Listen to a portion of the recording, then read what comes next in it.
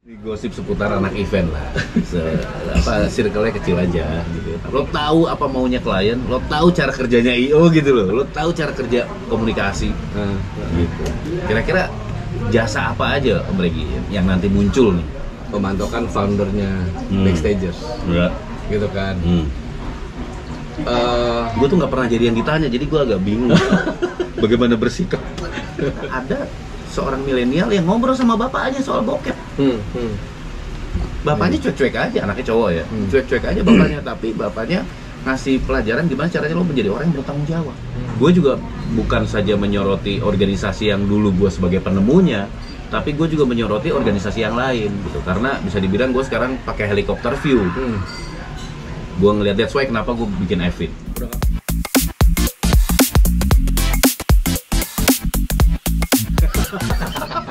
Resolusi 2022 kayak gitu ya. Nah, Om Regi, gue dengar desas-desus. Ini gosip seputar anak event lah, circle-nya kecil aja gitu. Tapi gue dengar Om Regi ada rencana bikin sesuatu tahun 2022. Ini dipublikasikan nggak apa? Ya nggak apa-apa juga.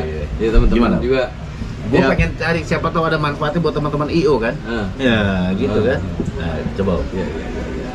Jadi sebetulnya kalau gue sendiri apa ya, mungkin ada teman-teman yang sudah kenal, ada yang belum, kebanyakan belum sih. Gitu kan, terutama yang apa namanya, yang lebih junior lah ya. Yang nggak mainstream. Gitu. Ya.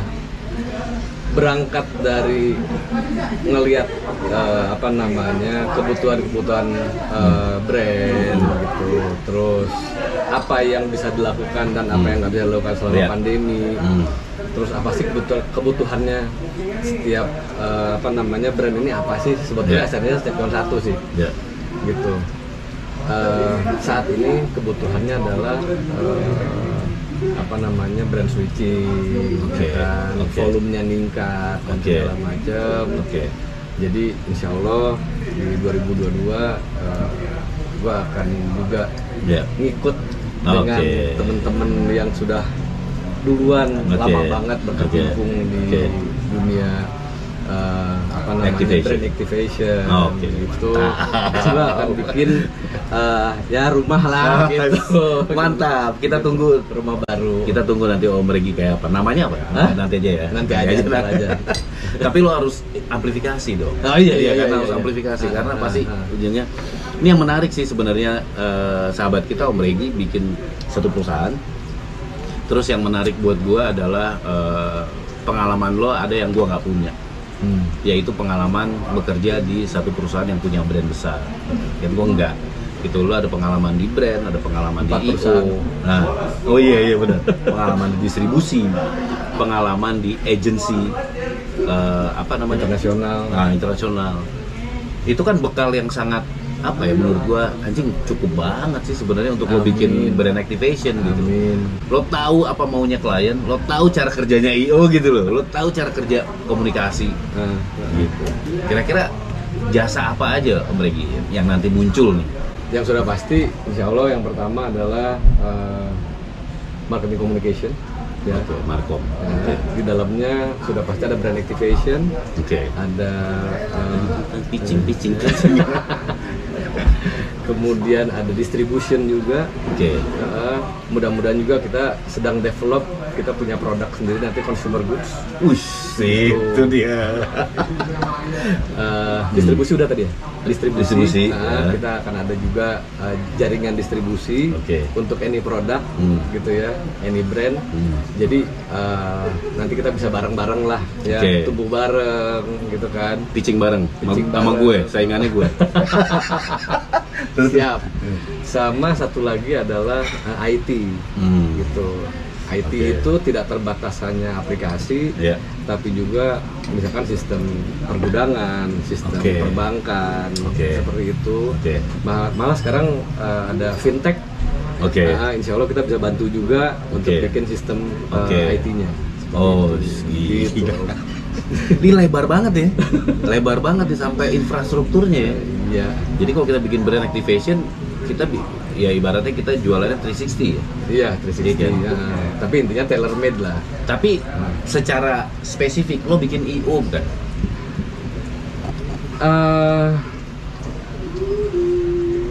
Sebetulnya lebih ke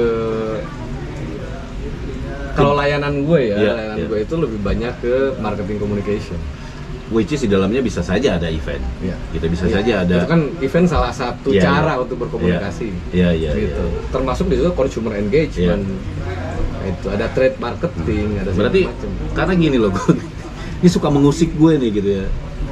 Gue udah mulai ya setahun 2 tahun lah udah mulai tidak setuju dengan penamaan event organizer gitu loh. Karena bukan nggak boleh, boleh aja gitu. Tapi event organizer tuh terlalu sempit gitu ya. Dan yang gue dengar dari teman-teman, memang di luar negeri itu nggak ada penamaan event organizer. Yang ada tuh event planners, marketing communication gitu. Jadi sebenarnya kalau IO sudah isinya adalah membantu brand untuk membuatkan strategi komunikasi, kan harusnya bukan IO namanya. Gitu kan ya, Markom, perusahaan marketing event gitu, atau perusahaan event manajemen gitu, itu lebih pas untuk IO. Karena IO tuh balik lagi, dulu waktu gue kerja di sebuah radio gitu ya, dimana radio itu anak muda gitu, pada saat itu masih berkembang banget IO gitu, itu orang lihatnya pakai sebelah mata.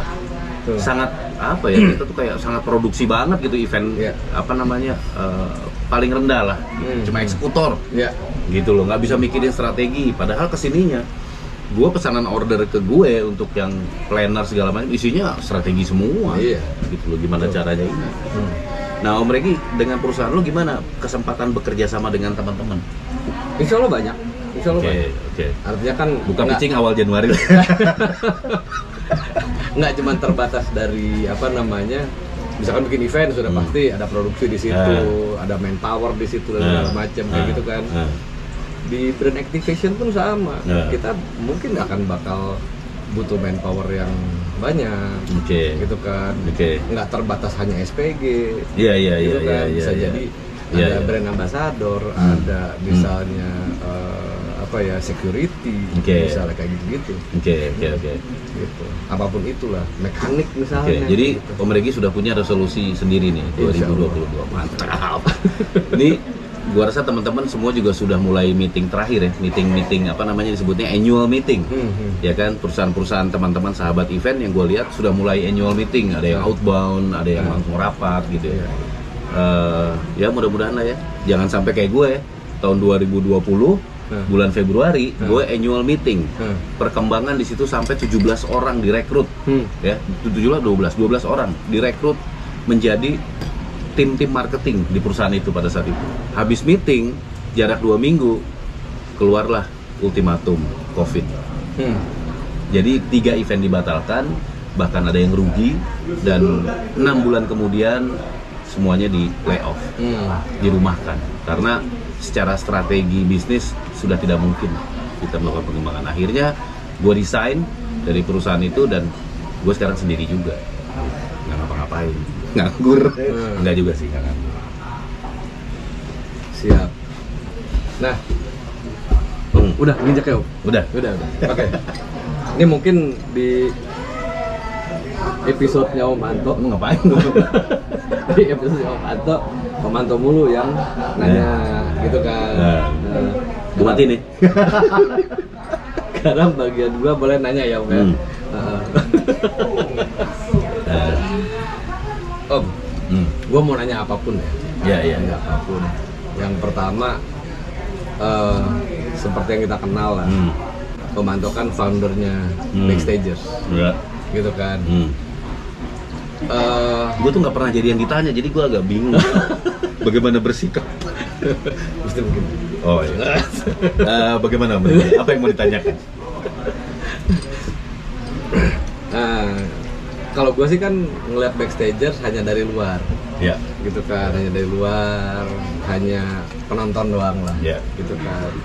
Nah kira-kira buat Om Anto, Backstagers yang sekarang ini perkembangannya seperti apa? Kemudian harapannya ntar kayak gimana? Karena lo mau masuk jadi member. Sebentar lagi dia mau masuk jadi member, jadi nanya dulu. Gue jawab ya. Nggak usah. Ditulis aja di sini nih. Gue ada spidol. Backstagers Indonesia baik-baik saja. Menurut gue secara umum organisasi itu berkembang. Tentunya gini yang gue ngelihat, organisasi ini baru pertama, baru 1,5 tahunan lah sejak dideklarasikan ya di Munas waktu itu. Dan kita sudah melakukan 1 kali rakernas di Makassar kemarin. Kalau Om Regi nanya sudah seperti apa berkembang?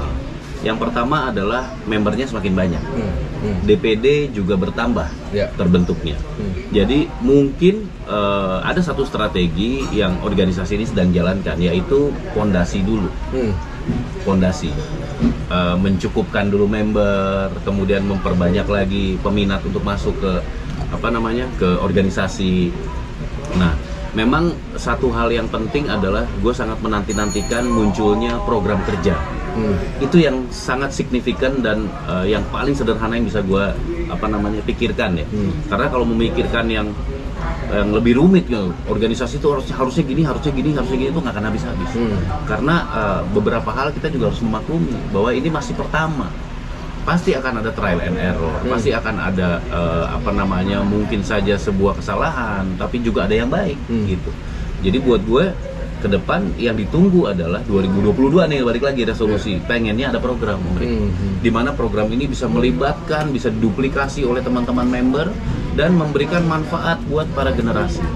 Contohnya misalnya edukasi, workshop, bekerja sama dengan kampus, yang kayak gitu-gitu pengennya segera bangkit, gitu, segera muncul. Karena emang yang jadi member tuh mau ini terus.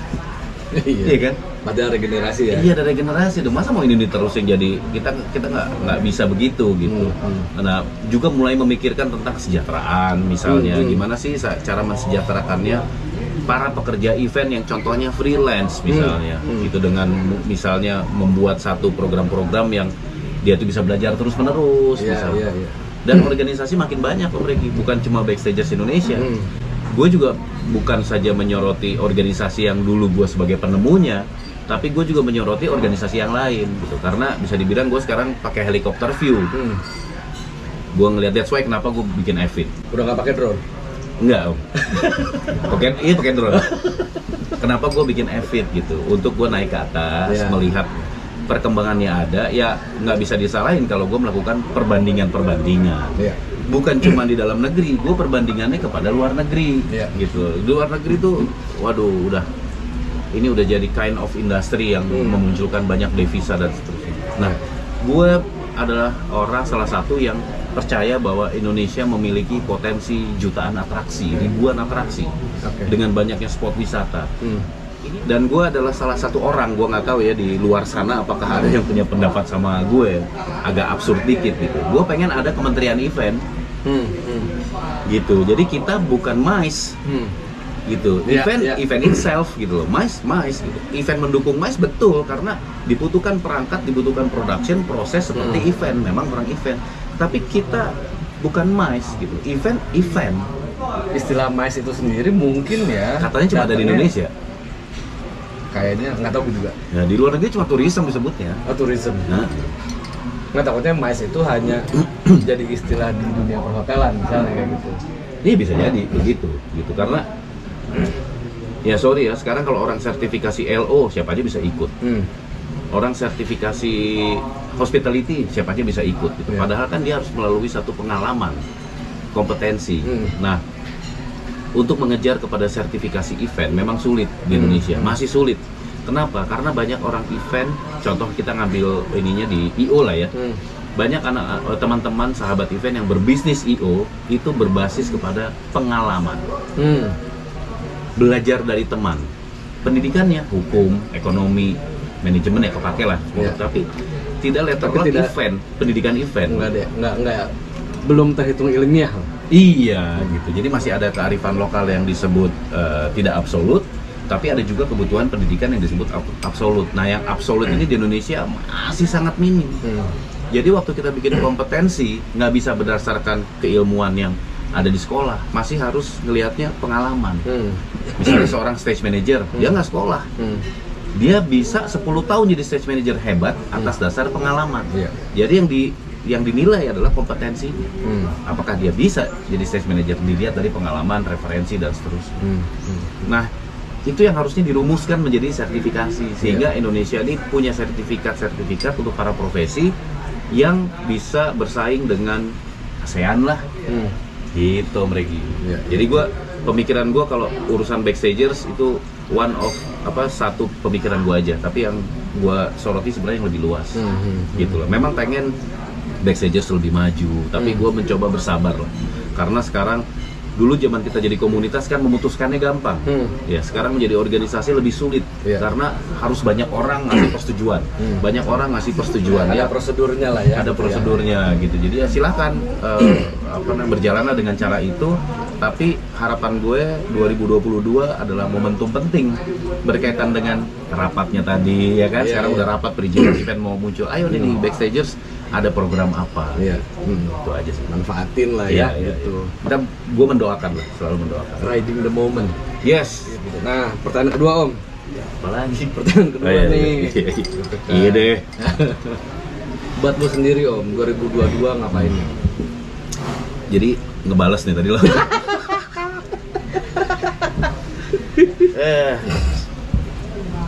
Gue setahun selama COVID itu kan bisa dibilang menjadi YouTuber.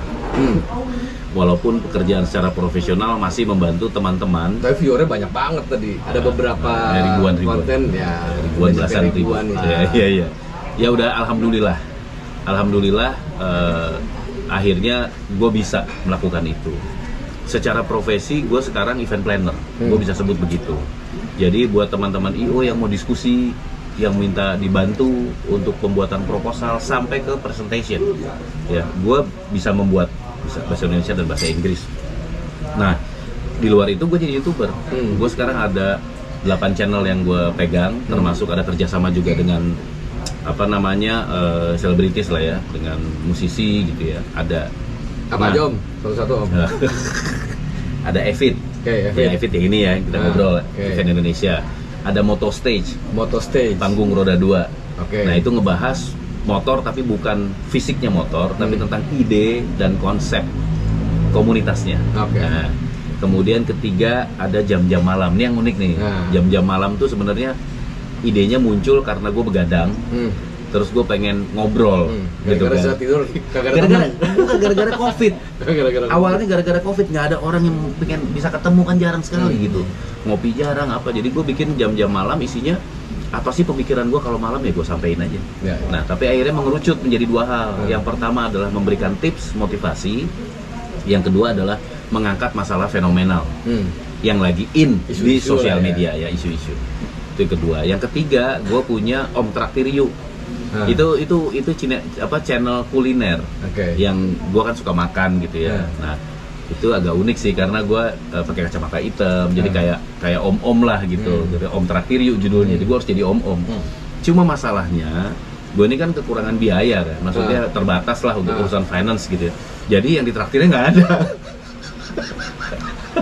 Omnya doang yang makan, Om Traktir Yuk-nya tidak terjawab gitu. Belum. Nah, belum terjawab. Sebenarnya di situ setiap episode gue traktir cewek gitu. Lo makan apa? Terbatas cewek apa cowok juga? Enggak, kalau itu kan bintang tamu kan bisa kita hadirkan. Kalau ada fulus, kalau ada cuannya gitu. Iya. Terus ada lagi Gugun Gitar dengan Mas Gugun Blue Shelter. Itu cukup berkembang, naik luar biasa ya karena Gugunnya artis lah ya. Itu masih jalan tapi sekarang lagi break karena Om Gugun juga lagi konser, gue juga lagi konsentrasi ke yang lain. Gue pengen ada ide segar yang baru sih di konsepnya gitu. Terus satu lagi, udah berapa tadi? 1, 2, 3, 4, 5. Ada Cap Tawa. Nah ini Cap Tawa nih unik, ini channel komedi yang sekarang lagi naik daun juga. Maksudnya bukan naik daun ya, bukan terkenal seantero dunia, lagi naik gitu loh grafiknya. Karena gue juga mempelajari manajemen YouTube ya, SEO-nya gue pelajari, gue buka analitiknya, gue lihat perkembangan setiap bulan, setiap minggu, ternyata menanjak. Mulai ada komen dari orang Malaysia, jadi yang kita nggak kenal lah. Tadinya kan teman-teman, sekarang orang umum udah ngasih komentar di situ dan itu bagus banget karena YouTube suka kalau ada event yang komennya banyak. Gitu. Satu lagi ada, sebenarnya ini channel milenial yang lagi gue kembangin. Sudah ada beberapa episode ke depan gue akan ngembangin. Jadi ngobrolnya anak milenial, namanya telur ceplok. Lucu tuh. Nah, gitu telur ceplok. Isinya anak milenial ngobrol. Soal apa aja?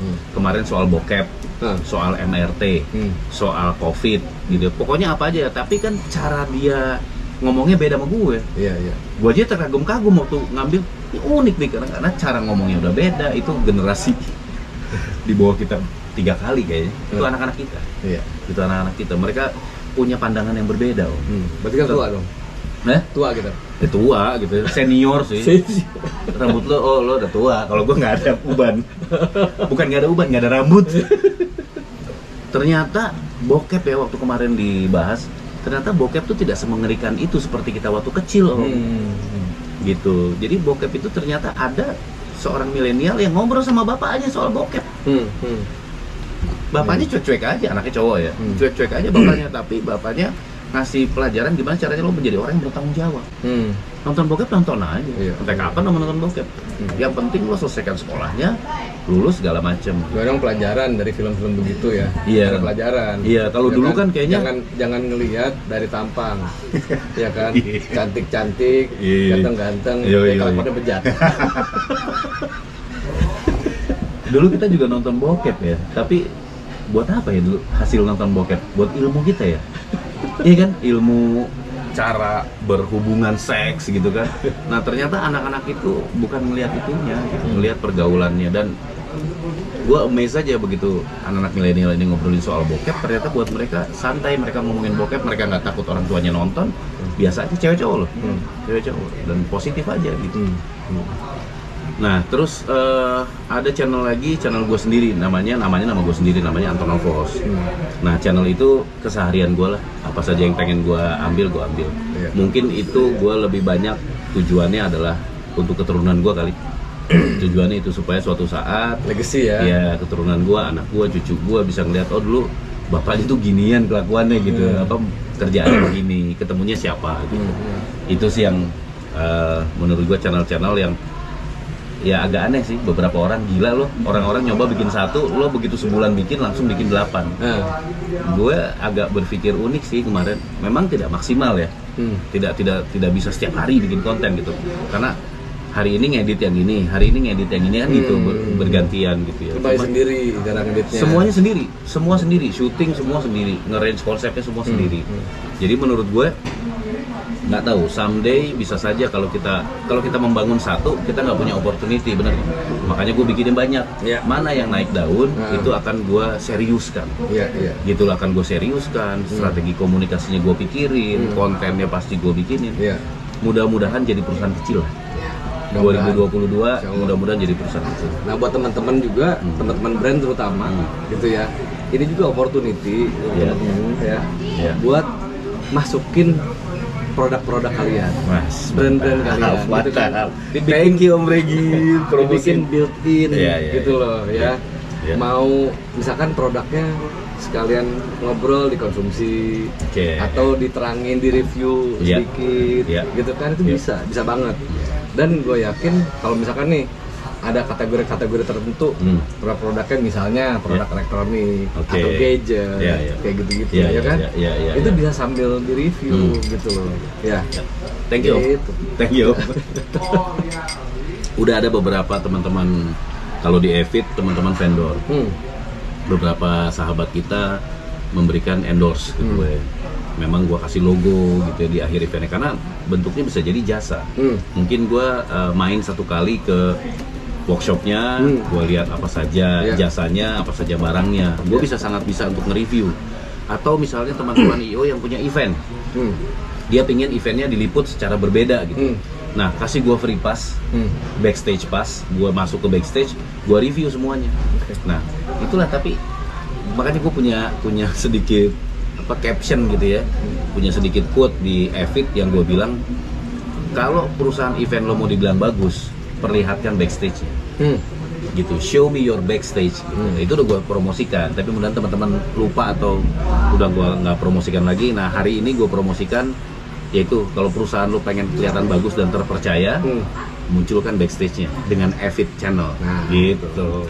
Satu lagi nih, teman-teman, yang gue tahu Om Anto ini jago masak. Nah, jago masak. Pernah kita ya masak-masak. Stick kayak apa segala macam. Nah, temen-temen yang memang produknya punya produk-produk apa namanya kayak apa ya, ingredients lah, bumbu. Kemudian misalkan punya apa daging dan segala macam atau spaghetti segala macam. Nah, sambil ngobrol sebetulnya bisa nanti Om Anto apa namanya masak pakai bumbu apa gitu kan, pakai kecap ikan apa gitu kan, gitu. Sama aja lo kecap ikan. Gitu. Thank you Om Regi. Thank you. Kacamata. Nah, ya kan? Kacamata kenapa? Karena gue berkacamata kan, bisa gue ganti kacamatanya. Yang penting jangan shampoo. Penumbuh rambut boleh nih. Ikan penumbuh rambut. Gila, nggak ada yang lihat gue loh. Padahal gue kan kelihatan botak gitu. Jangan-jangan gue butuh penumbuh rambut. Belum ada yang lihat channel gue. Aksesoris, topi. Oh iya. Iya kan? Jam tangan, apapun bisa. Artinya motor, apalagi. Kan gitu. Iya kan? Belum ada sih yang mau. Siapa tahu, ya kan? Iya. Terima kasih Om Regi. Sama-sama. Gua aminkan semua menjadi doa. Mudah-mudahan berkah buat kita semua. Om Regi juga mudah-mudahan sukses. Yang namanya masih X itu, ya kan? Itu pasti keren. Nah, buat teman-teman, ayo kita tetap bersahabat, bersilaturahmi, sering ketemu, sering ngopi, munculkan gagasan-gagasan hebat buat bangsa ini. Betul. Oke, sahabat event, tadi belum sempat ditutup karena baterai dari kameranya habis. Jadi sekalian pulang nih sama Om Regi, kembali ke rumah masing-masing. Gue ucapkan terima kasih banyak kepada semuanya yang sudah menyaksikan Event Indonesia. Sampai ketemu di 2022. Dari Om Regi mungkin ada. Oke, makasih Om Anto sudah invite ngobrol-ngobrol di podcastnya. Jarang-jarang loh apa namanya keundang gitu. Gitu. Makasih banget sudah sharing segala macem gitu ya. Yang penting kedepannya kita punya harapan besar gitu. Siap. Kan, harapan besar buat berkarya, buat cari nafkah dan segala macam gitu ya. Yang penting berkah. Gitu. Amin. Thank you Om. Thank you. Terima kasih semua sahabat event. Assalamualaikum warahmatullahi wabarakatuh. Waalaikumsalam warahmatullahi wabarakatuh.